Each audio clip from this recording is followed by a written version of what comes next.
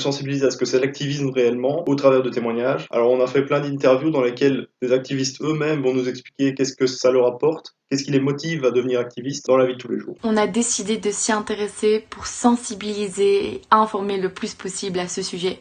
Ça vous permet de mieux comprendre le cheminement des personnes qui luttent sans violence pour ou contre cette cause. Il y a plein de raisons pour lesquelles regarder cette vidéo, mais il y en a deux que je trouve vraiment importantes. La première, c'est qu'elle permet d'instruire, et ça, que tu sois une personne novice ou une personne qui s'y connaît dans le domaine. Cette vidéo va te donner des raisons pour lesquelles manifester et des conséquences positives, et elles sont vraiment très nombreuses. Et aussi le fait que ce sont des témoignages qui viennent de personnes qui se considèrent vraiment comme activistes, qui te donnent tout leur ressenti, pourquoi elles manifestent, ce que ça leur apporte. C'est vraiment beaucoup plus poignant qu'une simple vidéo d'une personne qui te donne des informations qu'elle a trouvées sur internet et dans des articles scientifiques. Donc c'est vraiment deux raisons pour lesquelles il faut regarder cette vidéo. À l'heure actuelle, on peut s'aider des réseaux sociaux pour faire passer une idée, un message et pour faire changer les choses. Dans cette vidéo, vous aurez l'occasion de rencontrer des personnes qui militent notamment à travers YouTube ou bien les réseaux sociaux. La majorité d'entre elles font partie d'organismes et ou d'associations. Nous avons même une témoignante qui est en train de créer la sienne. La majorité des militants et des militantes mettent en avant le fait que juste parler autour de soi et défendre ses convictions, c'est une sorte de militantisme. Comme quoi, il suffit de rien pour faire changer les choses. En choisissant comme support une vidéo, celle-ci nous permettait de sensibiliser directement auprès d'un large panel d'intervenants, mais aussi ça nous donnait la possibilité de discuter ensemble et de défendre différents points de vue sous les commentaires de la vidéo. Pour qu'elle ait le plus de visibilité possible, nous allons la mettre sur YouTube sous format public et nous espérons que via des likes, des commentaires et des partages, celle-ci se retrouvera sur un grand nombre de réseaux sociaux tels que Facebook, Instagram et pourquoi pas même TikTok. Actuellement, nous regardons énormément de vidéos sur les réseaux sociaux qui sont à la fois instructives et divertissantes. Par exemple, des vidéos du style combini ou brut.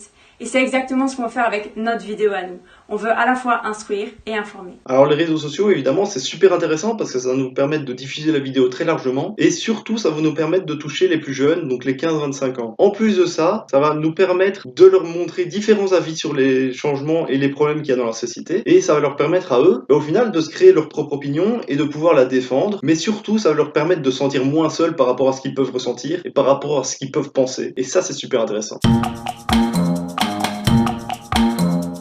Créer une vidéo, ça permet de pouvoir la partager à n'importe qui et à n'importe quel moment, et en plus ça permet de sensibiliser et d'informer très facilement autour de soi en quelques minutes. Ça permet aussi de viser un très large public, et comparé à un support papier ou à un jeu de société, ça n'a pas de coût de créer une vidéo. Par exemple, si c'est sous un format livre, la personne qui s'y intéresse au sujet doit non seulement avoir le temps dans sa journée de lire, mais aussi elle doit aimer lire, surtout si c'est un gros volume.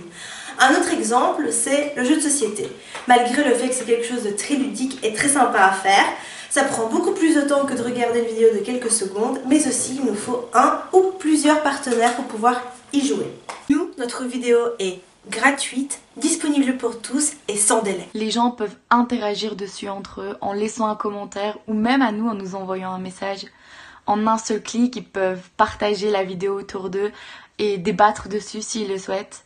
Ça peut aussi leur donner envie d'eux-mêmes partager leurs idées comme les militants qu'ils auront vus dans notre vidéo.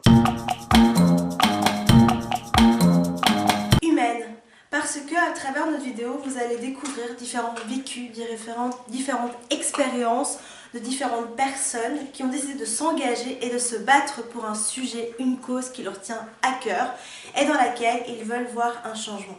Authentique. Je dirais que cette vidéo est authentique, oui. Parce qu'en fait, les gens qui font des témoignages, ils ont plus ou moins le même âge que nous. Ça pourrait être nos voisins. Du coup, je trouve ça vraiment chouette. Donc, je dirais que la vidéo est authentique, oui.